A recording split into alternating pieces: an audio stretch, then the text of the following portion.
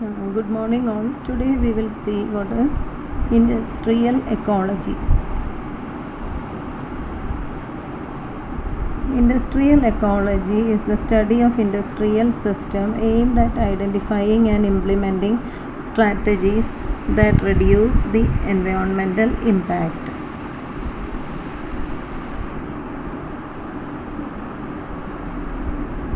So in other words, we can say it is the study of how material and energy move through the industrial system. So here the industrial ecology is concerned with shifting the industrial process from linear or open loop system to a closed loop system where waste can become input for new process. So this is what we have discussed in the circular economy. So in industrial economy, the study of flow of material and energy in industrial and consumer activity is considered.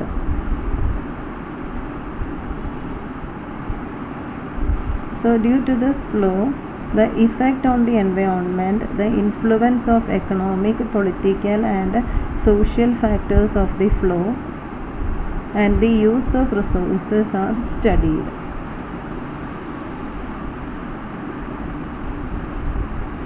It also studies the interaction between industrial and ecological systems. So it is an activity of designing and managing human production, consumption system to provide an integrated ecosystem and provide human with sustainable livelihood. And now the primary goal of industrial ecology. So the primary goal is to promote sustainable development at global, regional and local level. Second is sustainable utilization of resource. So it focuses on minimizing energy and material usage.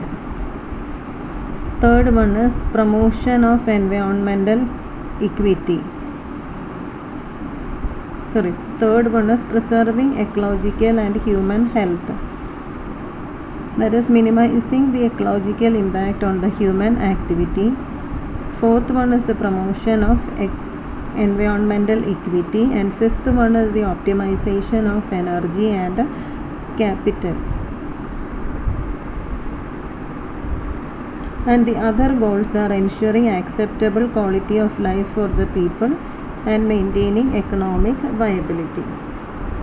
So next is industrial ecology mainly aims to reduce environmental impact. So here by identifying and implementing strategies to limit the environmental impact of production. Second is to create a closed loop process. That is by eliminating undesired byproduct and cycling waste products between the industries.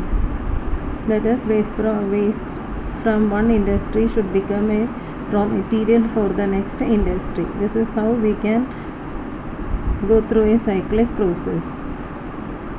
Use fewer natural resources by using sustainable and environmentally friendly material and by reducing the virgin material. So usage of sustainable material will promote the less usage of virgin materials. So thereby we can promote the use of we can reduce the usage of finite materials or resources. And next is decrease the atmospheric emission and water pollution. So here by processing materials differently and encouraging the use of material with less harmful byproducts.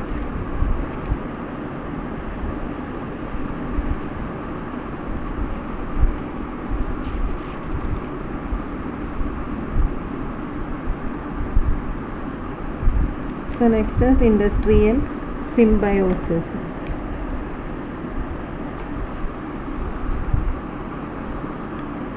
So industrial symbiosis is the sharing of services, utility and byproduct resources among industries in order to add value, reduce cost and improve the environment.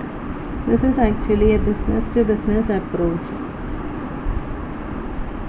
It involves industries using each other's waste product as raw material, which helps create a circular economy. That by adopting circular economy, the main advantage is we can reduce the usage of virgin raw material. So this is actually a subset of industrial ecology with a particular focus on material and energy exchange.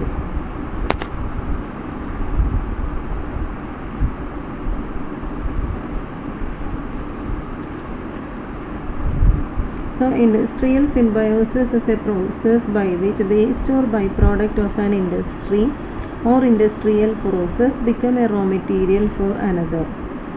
So this concept allows material to be used in a more sustainable way and contribute to create a circular economy. So this is very important. And industrial symbiosis എന്ന് പറഞ്ഞു കഴിഞ്ഞാൽ energy and material അതാണ് ഒരു cyclic പ്രോസസ്സിലൂടെ കടന്നു പോകുന്നത്. അതിൻ്റെ main advantage എന്ന് പറയുന്നത് സീറോ വേസ്റ്റ് കൺസെപ്റ്റാണ്. So this will reduce the environmental foot print.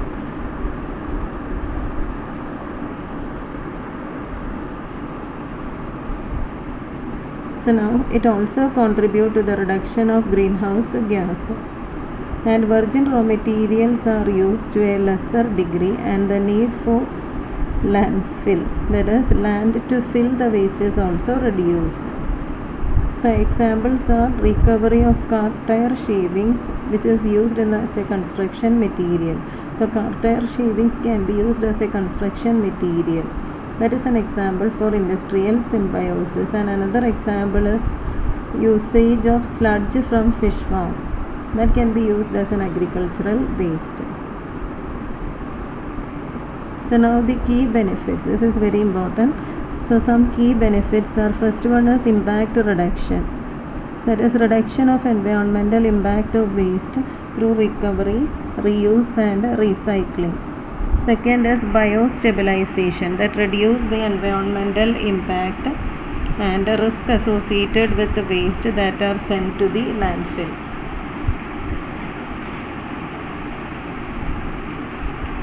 Second is economic value, that is creation of economic value from waste material. Third one is the climate and air, that is reduction of greenhouse gas emission from waste transport and raw material extraction. And next is the reduction of reliance on fossil fuel.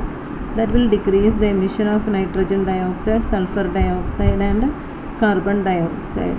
And last is knowledge and skill, that is extension of knowledge and practical know-how of how waste management can be transferred into a sustainable and growth-oriented process or growth-oriented business. So these are the key benefits of industrial symbiosis. So next we will see one topic from module 4. We have already discussed about wind energy. Here we are discussing the steps to plan and build a wind farm. This is a university question. So first step in the planning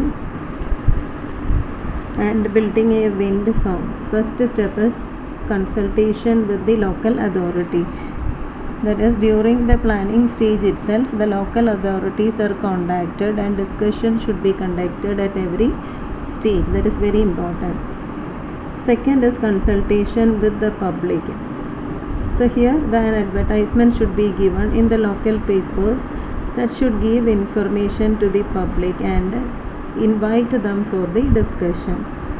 Because to implement the wind farm, local support is essential. And these locals are the ones who are likely to be affected. So we have to consult the public near the site. Third one is land acquisition. That is, landowners will expect to be compensated for any wind energy development that occur on land. and the agreement should be converted into firm land lease agreement during the project progress.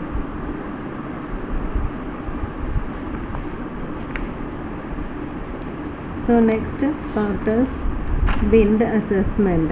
That is, wind speed and other climatic conditions should be monitored for at least 1 year. This data is essential to estimate the energy. And the next part is wind farm design. That is, the above wind data collected and the topographical information that is necessary to design a wind farm.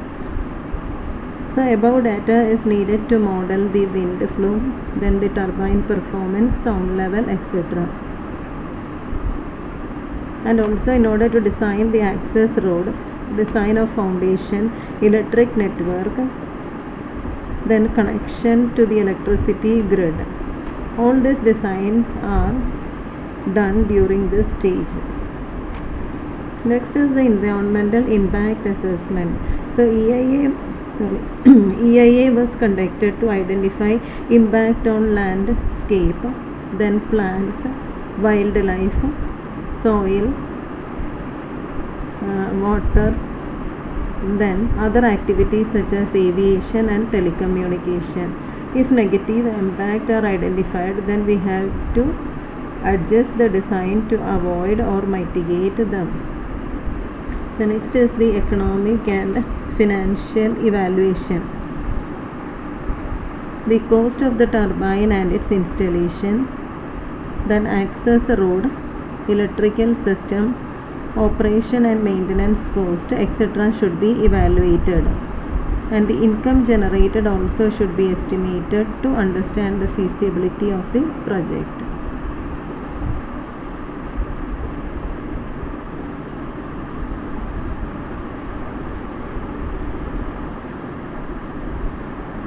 So next is the site preparation.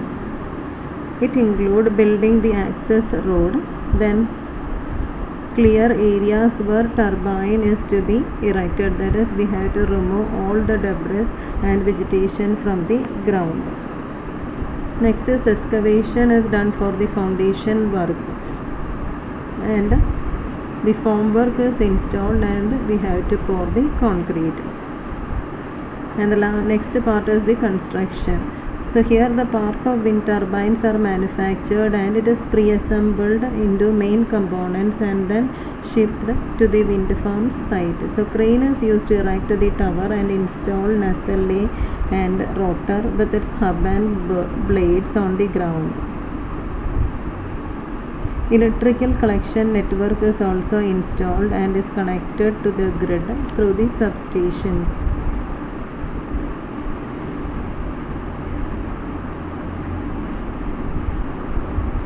And the last is commissioning. So wind turbine is tested, all the components are calibrated on the site and verified against the supplier's specification before becoming fully operational. So these are the steps involved in the design of wind farm.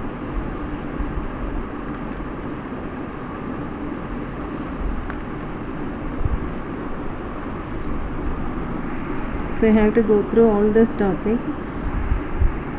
This is a very important question. Thank you.